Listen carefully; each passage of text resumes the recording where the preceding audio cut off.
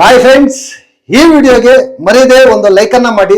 ಅದೇ ರೀತಿ ನಿಮ್ಮಲ್ಲಿ ಒಂದು ರಿಕ್ವೆಸ್ಟ್ಗಳು, ಯಾರಾದರೂ ಸಬ್ಸ್ಕ್ರೈಬ್ ಮಾಡ್ಕೊಂಡಿಲ್ಲ ಅಂತಂದ್ರೆ ದಯವಿಟ್ಟು ಸಬ್ಸ್ಕ್ರೈಬ್ ಮಾಡಿಕೊಂಡು ಪಕ್ಕದಲ್ಲಿರುವ ಬೆಲ್ ಐಕನ್ ಅನ್ನು ಒತ್ತಿ ಆಲ್ ಅಂತ ಪ್ರೆಸ್ ಮಾಡ್ಕೊಳ್ಳಿ.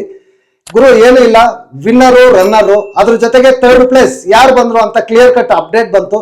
ಅದಕ್ಕೆ ವಿಡಿಯೋ ಮಾಡ್ತಾ ಇದ್ದೀನಿ. ನಿಮಗೆ ಈ ವಿಡಿಯೋ ಸ್ಕಿಪ್ ಮಾಡದೆ ಪೂರ್ತಿಯಾಗಿ ನೋಡಿ, ಅದಾದ್ಮೇಲೆ ಕಮೆಂಟ್ ಮಾಡಿ ಇದು ವಿನ್ನರು ರನ್ನರು ಫೈರಾ ಅನ್ಫೈರಾ ಅಂತ ನೀವೇ ಕಮೆಂಟ್ ಮಾಡಿ.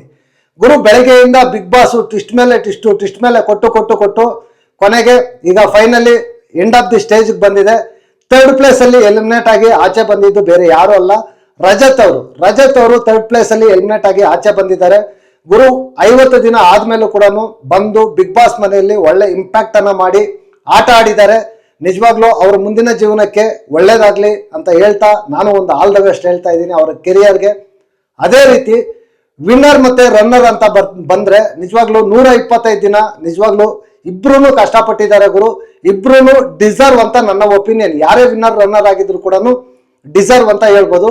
ಈಗ ಬಿಗ್ ಬಾಸ್ನ ಕನ್ನಡ ಸೀಸನ್ 11 ವಿನ್ನರ್ ಬಂದು ಹಳ್ಳಿ ಹೈದ ಹನುಮಂತಪ್ಪ ಅಂತ ಹೇಳ್ಬೋದು. ನಿಜವಾಗ್ಲೂ ಸೂಪರ್ ಆಗಿ ಆಟ ಆಡಿ ವಿನ್ನರ್ ಆಗಿದ್ದಾರೆ, ಕಂಗ್ರ್ಯಾಚುಲೇಷನ್ಸ್. ಅದೇ ರೀತಿ ರನ್ನರ್ ಆಗಿ ತ್ರಿವಿಕ್ರಮ್ ಅವರು ರನ್ನರ್ ಆಗಿದ್ದಾರೆ.